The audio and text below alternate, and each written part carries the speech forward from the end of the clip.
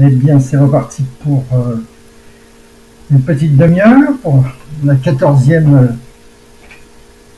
vidéo de ce 2019, de ce mois de juin. Bon, tout évolue, hein, j'espère que vous tenez le coup. En tout cas, l'idée aussi un peu dans l'esprit des récitals de Kalsoum, c'est-à-dire de ces chansons extrêmement longues et qui finalement ont une démarche consolidante. Hein.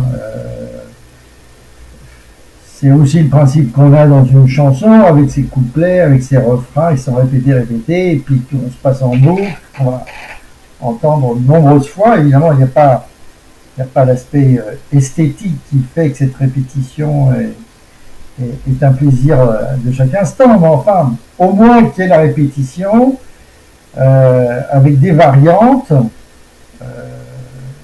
c'est une bonne façon, je me promène une fois dans un lieu, dans une rue, il faut cette répétition sensorielle, cette révision avec ces variations qui rendent supportable effectivement aussi le fait de revoir. On ne va pas revoir avec des variantes.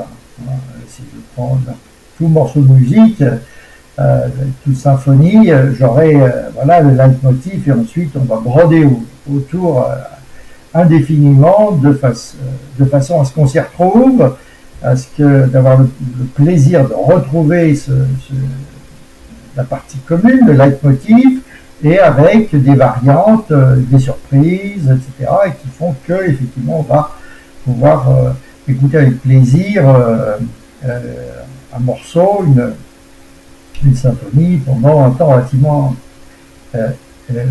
long. Ici c'est pareil, je veux dire, on va c'est vraiment piger l'objet conceptuel qui doit devenir réflexe, comme je l'ai déjà dit 100 fois, c'est impératif, hein, ça doit devenir un réflexe. Aussi un petit peu comme lorsque maintenant vous utilisez votre smartphone, etc., c'est devenu réflexe. Voilà. Il n'y a de technique que de techniques réflexes. On se lâche. Hein, c'est ce que vont dire les coachs de The Voice en permanence. Lâche-toi. Une fois que tu as bien travaillé, imperarité et métalladaparte. Apprends la technique et ensuite laisse-la tomber. Mets-la de côté et lâche-toi. Voilà. Il faut que ça soit donc pour qu'on puisse faire ça on puisse exploiter cette technique de lecture plus, de lecture mémorisée, qui est l'objet conceptuel, donc d'accès à la connaissance parfaite dans les meilleures conditions et sur volumétrie décuplée, centuplée, à la portée de tous. Eh bien, je dirais, à la limite, comment on y arrive, et le temps qu'on va y passer, on s'en fout.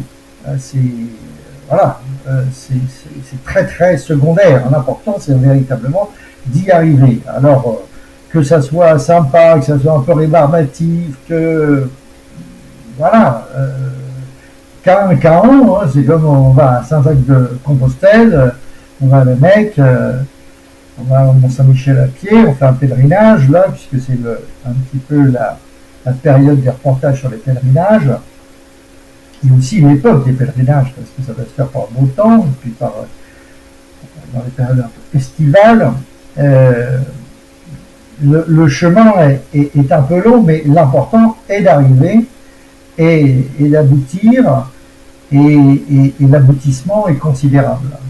Donc, peu importe en gros un peu le moyen, le cheminement, la fatigue, le côté rasoir, voilà,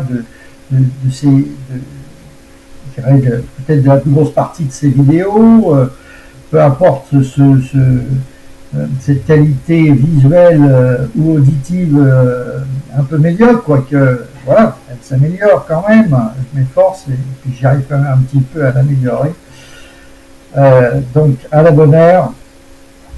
Et l'important, c'est que vous aboutissiez dans un temps relativement court à cette technique phénoménale, hein, et qu'il faut absolument pas rater. Aujourd'hui, si vous ne savez pas lire, eh ben vous seriez vraiment dans une situation, voilà, on ne peut même pas l'imaginer. Si je ne sais pas lire, je suis mort, quoi. Bon, et de la même façon, si je ne parle pas l'anglais, je vais avoir quand même beaucoup de difficultés, je vais passer un peu pour un imbécile, et je vais avoir un véritable handicap. Et ben, celui qui ne va pas savoir faire de l'objet conceptuel, donc faire de la lecture mémorisée, de l'apprentissage très facilité, très accéléré et très augmenté en termes de volume, et ben, il va se retrouver un peu mal. Voilà. Donc c'est comme ça avance. Hein. Vous n'avez pas votre smartphone, vous n'avez pas votre télé. On peut s'en sortir, hein, mais quand même, il faut un peu jongler. Hein. C'est pas évident. Hein. Voilà, hein, les pauvres gosses qui n'ont pas, qui sont privés de télé par leurs parents, voilà, mais ils se retrouvent un peu tout bêtes à ne pas pouvoir échanger, communiquer avec leurs copains à l'école, etc. Donc, sans smartphone, maintenant, on commence un peu à vous faire des drôles d'yeux, pourquoi il n'a pas son téléphone, comment on va le joindre, etc. Ben, vous avez au moins Internet, j'espère, on peut vous envoyer des mails, etc. Donc, les choses avancent. Le monde avance et il avance de plus en plus vite. Et, encore une fois, je ne fais que me positionner dans toute la démarche pédagogique qui s'est développée depuis 500 ans, hein, en partie en France, en Europe, qui a vraiment fait son élan, je dirais, voilà, avec la Renaissance et avec l'imprimerie, avec voilà, les formes mises sur l'éducation, ensuite qui s'est vraiment développé considérablement après la Révolution et ensuite avec notre ami. Bon, voilà, bon, je m'échappe, peu importe, voilà, je reviendrai voilà, sur notre ami Jules Ferry, excusez-moi, voilà, donc la dynamique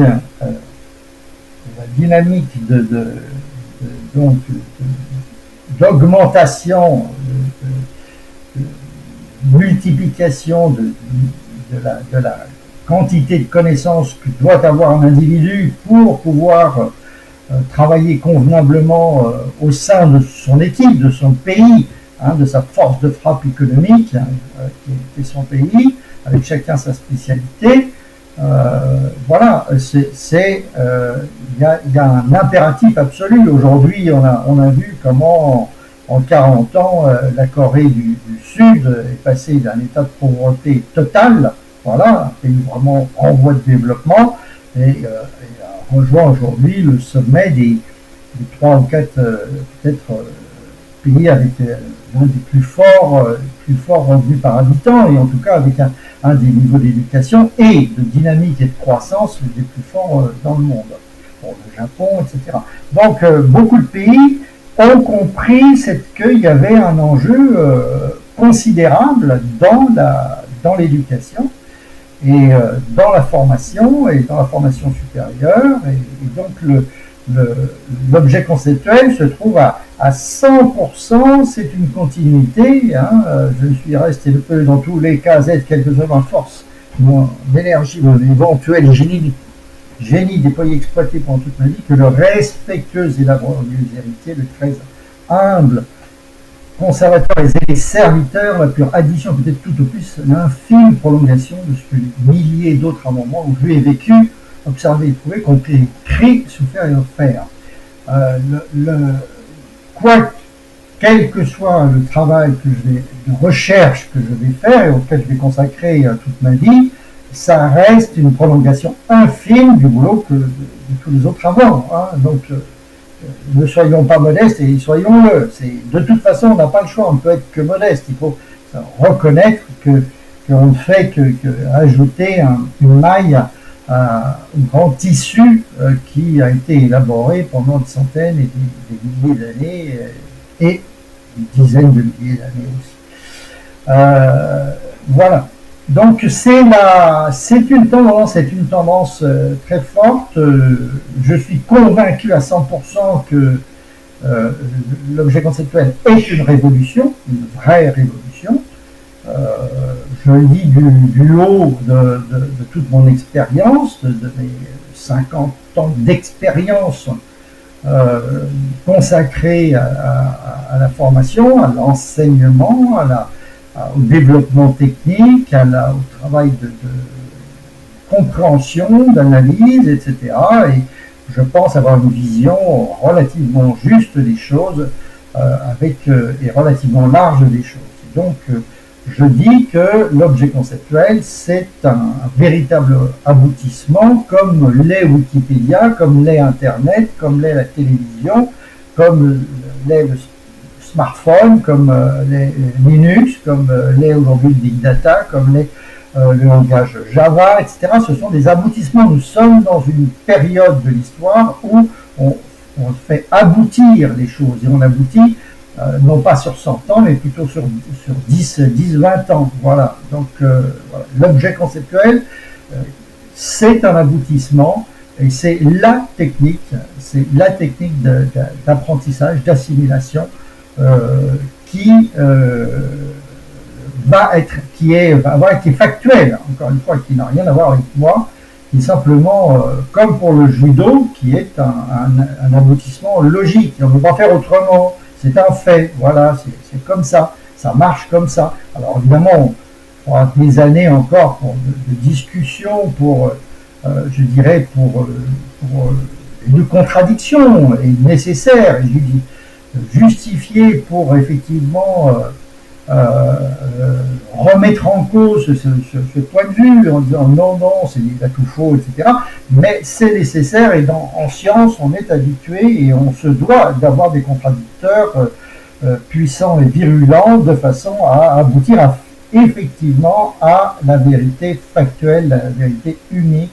Hein, c'est 9,81 mètres par seconde au carré pour l'accélération, et c'est pas autre chose. Hein, la gravitation engendre une accélération bien précise.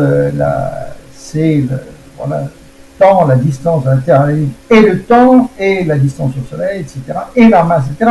On est à 100%, et la masse de l'électron, voilà, on est dans le scientifique et dans des vérités éternelles. Hein, je veux dire, on pourra, oui, il est prévu que l'axe de la Terre change dans les milliards d'années à venir, c'est prévu, et puis s'oblique, puisqu'actuellement on est plutôt entre 22, je crois, et 26 degrés d'orientation, ce qui est assez important, mais ça a tendance à augmenter avec l'éloignement de la Lune. Voilà, ce sont des faits, c'est vérifié, etc. Ça a été contredit, etc. Donc personne ne va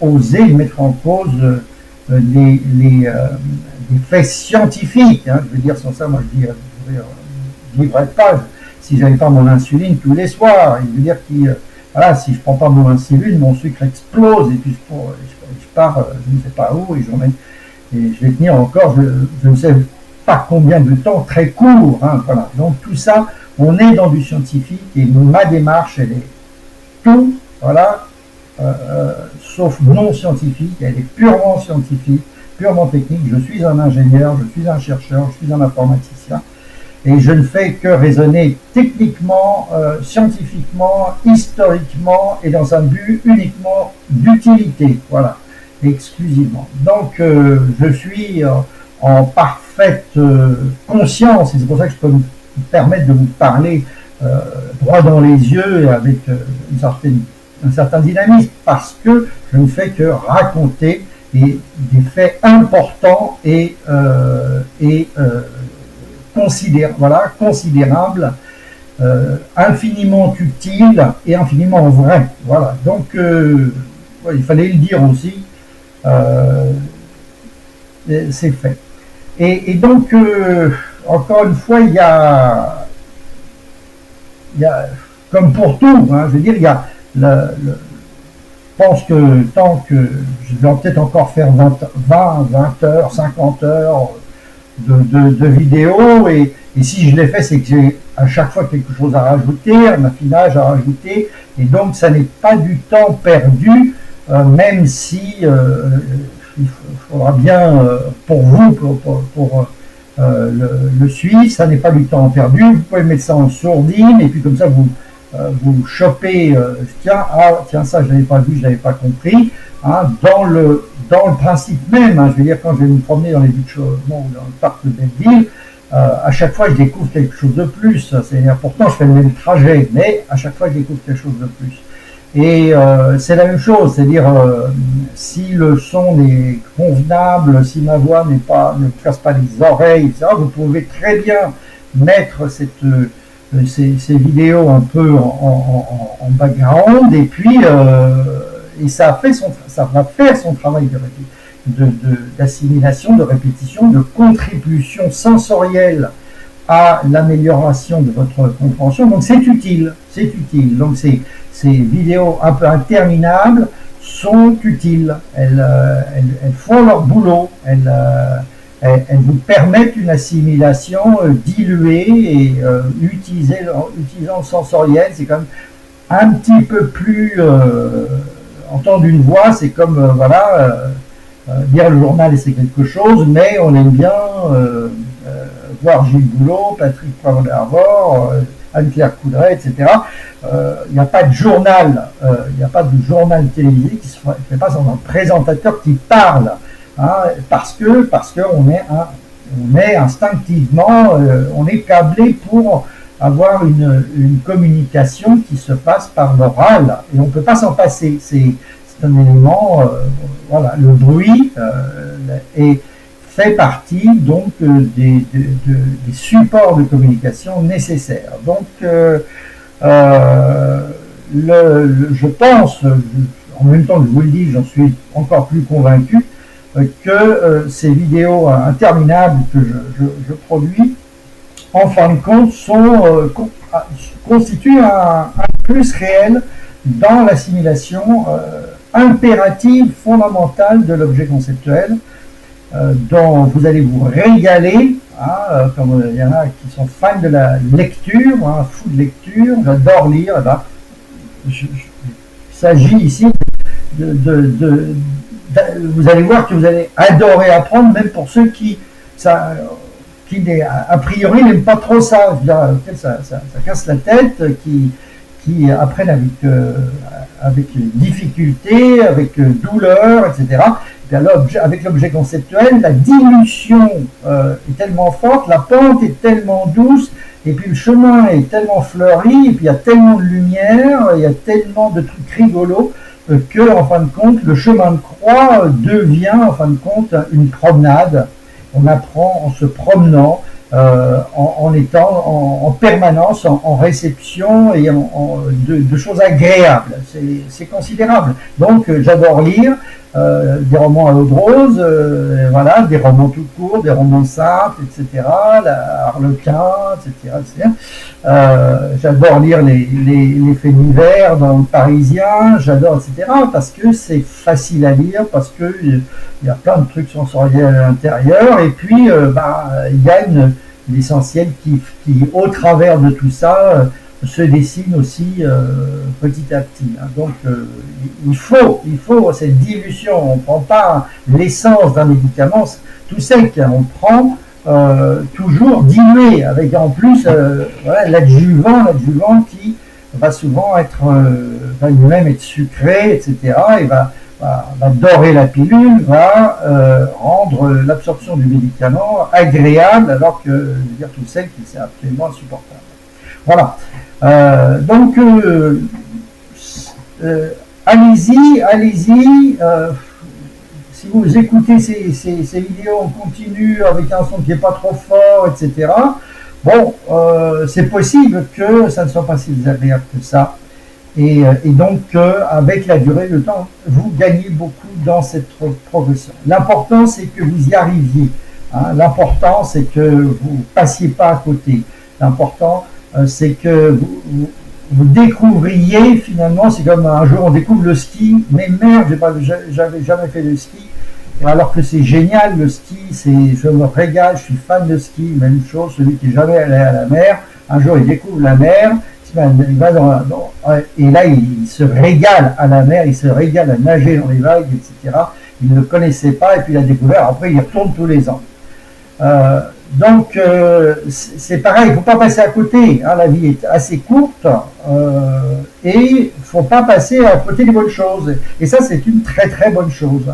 La connaissance c'est vraiment le super panard, c'est vraiment le pied, c'est un feu d'artifice permanent, c'est de la rigolade permanente, c'est une communication permanente, une capacité de communiquer avec les autres, une capacité à donner aux autres, c'est-à-dire on va échanger, moi j'ai compris ce truc-là, je vais l'expliquer à quelqu'un, l'autre il va me dire merci, il est content, donc en fin de compte, et ça ne m'aura pas exigé un effort important, voilà, et donc vous êtes capable d'aller chercher l'eau au puits, de le ramener au village, et tout le monde vous applaudit, tout le monde est content, vous êtes capable d'aller chasser le lapin, de le ramener, et tout le monde va bien bouffer, parce que vous avez le bon arc, vous avez la bonne technique de chasse, etc. Donc c'est pareil, l'acquisition de connaissances, quand on a le bon outil, c'est extraordinaire.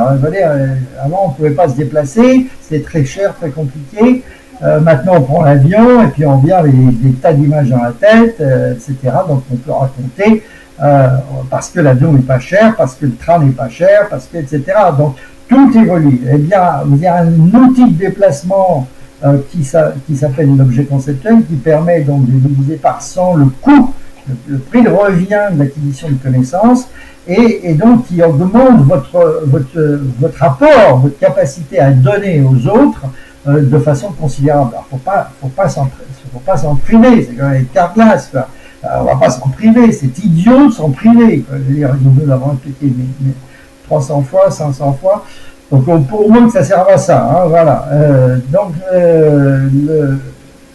C'est passez pas à côté, ne passez pas à côté, ce serait à ce moment-là, en ce qui concerne la vidéo 14, ce serait peut-être un des choses les plus importantes, c'est que je pourrais la titrer, je vais bien finir un jour par titrer ces vidéos, eh bien il ne faut pas passer à côté de l'objet conceptuel. Moi j'ai mis donc 40 ans à le mettre au point, etc., à le fignoler, à le trouver, à le sortir, à le fignoler, à le durcir, et à le rendre communicable et à le rendre logique.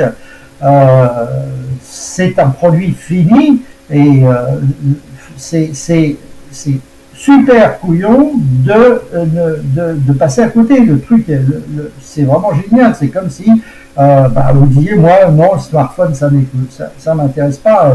Non, il y a des millions de gens pour lesquels le smartphone, c'est le bonheur de pouvoir parler avec sa famille, ses amis, etc. à tout moment. Et c'est un vrai bonheur. Et puis voilà, on ne peut pas faire autrement. La télé, c'est pareil. Donc on ne va pas passer à côté. L'objet conceptuel, c'est un outil absolument génial que vous pouvez acquérir assez facilement et qui transforme votre vie, quoi. Je dirais, qui vous ouvre des portes, des centaines de portes, qui vous permet d'aller vraiment là où vous ne pouviez pas aller, comme avec le train, avec l'avion.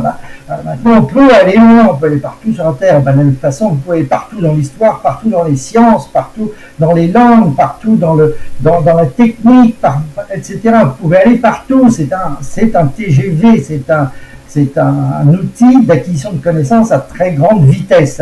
C'est le train, c'est le TGV, c'est un truc incroyablement efficace et incroyablement rigolo et incroyablement fructueux. Donc ne passez pas à côté.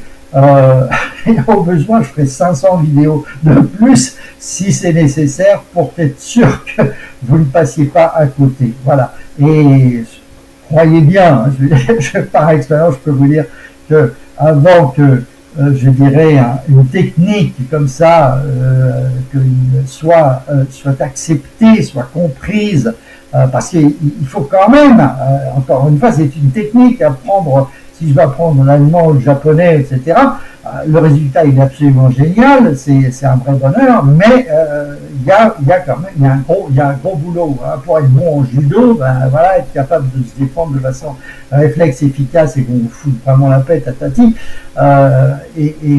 C'est aussi beaucoup, c'est quand même un long chemin. Donc, s'il n'y a pas des gens pour vous dire de loin, hello, hello, c'est génial, là où je suis, ça vaut le coup que tu viennes à la nage, ça vaut le coup que tu fasses le trajet, ben, on n'y croit pas, quoi. Tout simplement on n'y croit pas, et on n'y va pas, et voilà, et c'est infiniment normal. Pouvoir imposer une technique comme la lecture, en fait, ça a été imposé, c'est pas les gens qui ont voulu apprendre à lire, hein, c'est franchement c'est l'État français, l'État, les gouvernements qui ont dit, eh ben l'école est obligatoire, il faut apprendre à lire, hein, c'est pas les gens qui allaient. Eh ben, c'est exactement la même chose, c'est une contrainte parce que certains au niveau, on dit, au niveau gouvernemental, on dit que c'est une question de survie, parce que si les gens ne savent pas lire, et ben, on va se faire écraser, on va se faire envahir, on va se faire écrabouiller, etc. Et donc, il faut que les gens savent lire, parce que l'armement qu'on utilise, le nouvel armement, est un armement complexe et qui implique d'avoir une compréhension rapide et puis de savoir lire des manuels, etc. Et donc, il y a un support, un partie écrite importante et aussi un développement du muscle mathématique, un muscle de la visualisation important. Donc, c'est l'enseignement qui va permettre de développer ce muscle-là. Donc, c'est pareil, à un moment donné, l'objet conceptuel va devenir va faire l'objet d'un enseignement obligatoire, mais il va se passer quand même beaucoup de temps avec beaucoup de freins, beaucoup d'opposition, etc. Ça s'est toujours passé comme ça, mais la nécessité fait loi et à un moment donné, ben, on est bien obligé, on peut pas y couper. Et donc ça finit par s'imposer. Voilà. Alors pour les futés, les malins, voilà, eh bien autant s'y prendre prendre l'avance et de s'y mettre un peu avant les autres pour, comme pour la ruée vers l'or, celui qui part un peu plus tôt, ben, il trouve les meilleures parcelles et c'est lui qui va faire le plus gros paquet, hein, et qui va s'enrichir le plus. Donc c'est pareil. Voilà. Faut y aller. Aujourd'hui, c'est ce qu'ont compris les Coréens, les Japonais, mais aussi les Vietnamiens qui font 10 ou 15% de croissance aujourd'hui. Les Coréens l'ont compris, les gosses travaillent 15 heures par jour, enfin voilà, des âges de 5 ans, etc. Ils ont compris que la connaissance était un facteur de survie, était la clé de la survie pour leur pays, que c'était un devoir pour pouvoir faire survivre le pays et pas se faire envahir par le voisin du Nord, dont on ne sait pas très bien ce qu'il peut faire, etc., qui a une dangerosité, voilà, et aléatoire, et voilà, une imprévisibilité. Bah, donc la seule façon de garantir la survie de la Corée du Sud, et ben, c'est de foncer. Aujourd'hui, les meilleurs, voilà, les meilleurs plus haut niveau, je veux dire, en termes d'éducation, sont tous en Asie et sont tous dans les pays asiatiques, et en particulier aujourd'hui, notamment en Corée du Sud. Donc, go, hein, l'objet conceptuel, il est dans complètement dans cette mouvance, à 100%, c'est la clé, hein, de la connaissance infiniment facilitée, infiniment, voilà, transformé et qui passe voilà, comme d'ailleurs le disait Alphonse Cherel, c'est l'anglais, l'allemand, le russe, sans peine. Il le dit depuis 1929, date de création et voilà, on est vraiment dans cette lignée-là. Il s'agit de faire d'un apprentissage complexe, un apprentissage infiniment agréable et infiniment ludique. Voilà. Mais de façon bien comprise, de façon parfaitement comprise. Sinon ça marche, sinon en pratique ça marche pas beaucoup, ça marche 10 fois moins, ça marche 100 fois moins que ça ne devrait. Voilà, donc j'arrive quand même à mes 30 premières minutes. Voilà, et ben on continue, et je vous fais une bise comme d'habitude, et à tout à l'heure.